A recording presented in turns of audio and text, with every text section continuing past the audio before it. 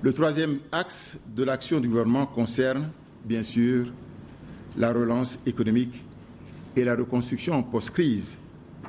Le plan national de développement, couvrant la période 2012-2015, traduit la grande ambition du président de la République, son Excellence M. Alassane Ouattara, de faire de la Côte d'Ivoire un pays émergent à l'horizon 2020. Pour y parvenir, l'objectif visé est de réaliser une croissance économique forte et inclusive dont l'investissement constitue un des piliers. Le niveau de 11 076 milliards de francs CFA projeté sur la période 2012-2015 est nécessaire pour remettre à niveau nos infrastructures économiques et sociales devenues vétustes et insuffisantes du fait notamment du manque d'entretien pendant la longue et difficile décennie de crise que notre pays vient de traverser. En outre, la mise en œuvre et l'approfondissement des réformes devaient permettre d'améliorer la transparence et l'efficacité de nos finances publiques, ainsi que des secteurs clés de notre économie. Il s'agit notamment de la réforme de la filière café-cacao, qui a permis d'améliorer significativement le prix Bourg-Champ à hauteur de 60% du prix international CAF. Les réformes sont également en cours au niveau des mines, de l'énergie ainsi que des autres filières agricoles, coton, anacarde, vivrier pour ne citer que ceux-là. Et ce, en vue d'attirer plus d'investissements et de créer plus d'emplois, notamment en faveur des jeunes et des femmes. Comme vous le savez, le secteur privé a toujours été le moteur de la croissance en Côte d'Ivoire. C'est pourquoi le gouvernement met en priorité l'amélioration de l'environnement des affaires pour favoriser l'investissement tant national qu'étranger en Côte d'Ivoire. À cet égard, nous pouvons nous féliciter des résultats très promoteurs du groupe consultatif qui s'est tenu à Paris les 4 et 5 septembre 2012. Ainsi, pour ne citer que cet exemple, alors que notre objectif de mobilisation pour le financement de nos projets était fixé à 2017 milliards de francs CFA, les annonces recueillies de nos partenaires ont totalisé 4 300 milliards de francs CFA. L'on a d'ailleurs noté le même engouement pour le financement du secteur privé, toute chose qui traduit l'appréciation positive par nos différents partenaires au développement des progrès faits par notre pays dans les différents domaines sur le chemin qui le mènera à l'émergence en 2020. Ainsi, et au titre de l'année 2012, les réalisations sont bien meilleures que prévues. Et cela, nous le sortons de la rencontre que nous avons eue avec la mission des instituts de Bretton Woods ici. Le taux de croissance économique ressort à 9,8%, contre une prévision initiale de 8,1% en mars 2012, revisée en septembre 2012 à 8,6%. Tous les secteurs de l'économie contribuent à cette performance remarquable. Ces résultats traduisent l'amorce d'une ère de prospérité à l'image des périodes glorieuses de l'histoire économique de la Côte d'Ivoire. Par comparaison, rappelons que le taux de croissance économique fut de 8% de 1960 à 1970, période qualifiée de miracle économique ivoirien. Il était de 7,4% de 1970 à 1980, seulement d'environ 1% de 1980 à 1993, 5,6% de 1994 à 1999 et ensuite de 0,6% de 2000 à 2010. Il est encourageant de relever que le secteur secondaire, à travers les BTP et la production manufacturière, impulse une dynamique forte avec une croissance déjà à 2 chiffres de 19,2% du produit intérieur brut. C'est le signal que le pays est en chantier. Et je pourrais dire que l'argent travaille pour la réalisation des grandes infrastructures publiques et le renouvellement des outils de production du secteur privé. La croissance économique bénéficie également de la relance de la consommation finale au taux de 13% en 2012, traduisant ainsi un relèvement sensible du revenu moyen par habitant. L'année 2013 devrait confirmer le rebond économique de la Côte d'Ivoire avec un taux de croissance prévu à 9% du produit intérieur brut. Nos populations devraient de plus en plus ressentir les effets de la croissance économique en 2013 et bien sûr dans les années qui suivent. Le revenu par tête d'habitant connaît une hausse de 7,8% en 2012 et 8,5% en prévision pour l'année 2013. Les efforts d'investissement se poursuivent sur le budget de l'État pour accélérer la reconstruction nationale.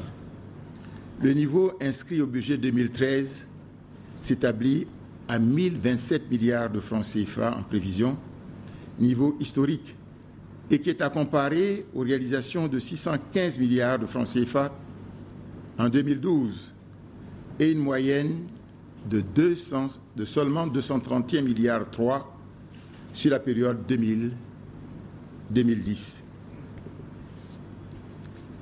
Au niveau sectoriel, la politique d'investissement massif ciblée touchera en 2013 les secteurs, notamment les secteurs de la santé, de l'hydraulique, l'entretien routier, de l'énergie. Le service public dans ces domaines devrait connaître une amélioration sensible en 2013 par l'effet de ces réalisations. Nos efforts d'assainissement de l'environnement des affaires commencent à donner des résultats probants. En effet, pour l'année 2012 et surtout pour le premier trimestre 2013, et vous l'avez vu, d'importantes missions d'hommes d'affaires étrangers ont été conduites en Côte d'Ivoire pour matérialiser leurs intentions d'investir dans notre pays. Le même engouement est constaté lors des différents déplacements du président de la République à l'étranger. Vous vous rappelez, c'est le cas en France, en Chine, en République fédérale d'Allemagne, en Afrique du Sud, etc. Il en est de même de l'intérêt manifesté par les opérateurs économiques indiens que nous avons rencontrés lors du dernier conclave à New Delhi sur le développement du partenariat Inde-Afrique. Ainsi donc, la concrétisation de la grande ambition du président de la République, son Excellence M. Alassane Ouattara, de faire de la Côte d'Ivoire un pays émergent à l'horizon 2020 est en bonne voie. Le secteur privé national s'inscrit dans cette vision pour valoriser l'important potentiel agricole, minier et minéral du pays en mettant à profit un environnement des affaires répondant aux normes du Doing Business pour lequel la Côte d'Ivoire vise un classement très nettement amélioré dès cette année même, et cela aussi en liaison avec les réformes entreprises dans le cadre du Millennium Challenge Corporation, en abrégé MCC. Excellences, Mesdames et Messieurs, comme vous pouvez le constater, le gouvernement est au travail. Et je le répète, le gouvernement est au travail. Chaque acte qu'il pose, dans quelque domaine que ce soit, vise à répondre aux diverses préoccupations et attentes de nos concitoyens. Nous savons que les Ivoiriens attendent à juste titre de l'action gouvernementale des retombées concrètes dans leur vie de tous les jours. Ils veulent se nourrir à moindre coût, se vêtir, se soigner, éduquer et former leurs enfants afin qu'ils trouvent, oui bien sûr, du travail et s'insèrent dans la société.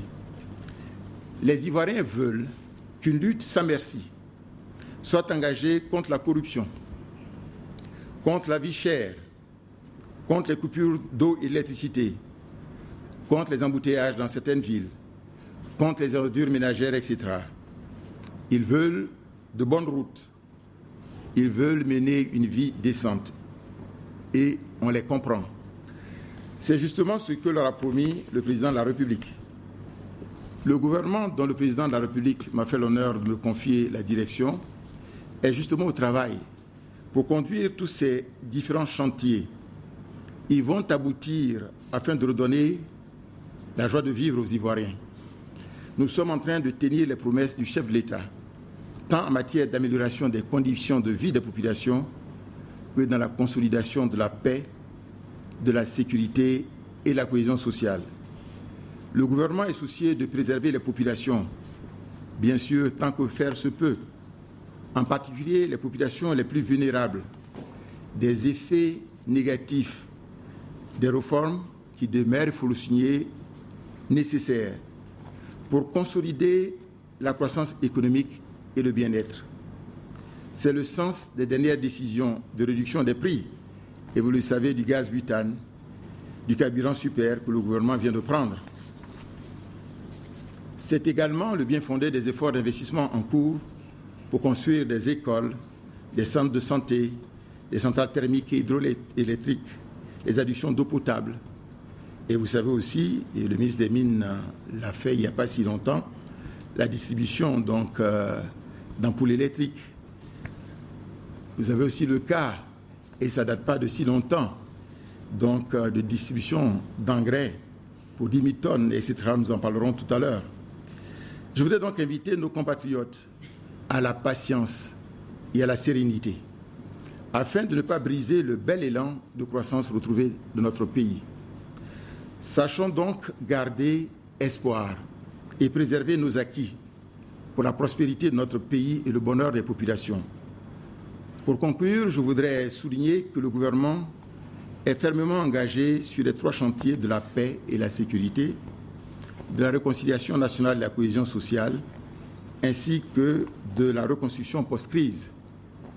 Dans l'action, avec détermination et persévérance, nous devons vaincre les scepticismes pour gagner et asseoir l'espérance d'une nation paisible, unie, solidaire et prospère. Les résultats économiques de 2012 montrent que la rupture d'avec le passé morose des 10 années de crise multiforme est vivement amorcée. Nous devons la consolider par un travail acharné. Je répète, nous devons la consolider par un travail acharné de tous les enfants de ce pays et de ceux nombreux qui ont choisi de vivre avec nous afin de construire une nouvelle ère de prospérité. Notre jeunesse scolaire et estudiantine doit également se remettre au travail, car la qualité de nos ressources humaines sera un enjeu, un atout majeur pour la transformation positive de notre économie, de notre société et de notre nation, unie et indivisible. Comme le dit l'adage, il n'est de richesse que d'hommes. Au final, il s'agit de transformer à nouveau la Côte d'Ivoire d'un pays sans espoir, à un moment donné de son histoire, en un pays de l'espoir et de toutes les opportunités. Un pays émergent en 2020, comme l'ambitionne de le faire le président de la République, son Excellence Alassane Ouattara. Je vous remercie de votre aimable attention et je me tiens bien sûr à votre disposition pour répondre aux questions que vous voudrez bien me poser. Merci beaucoup.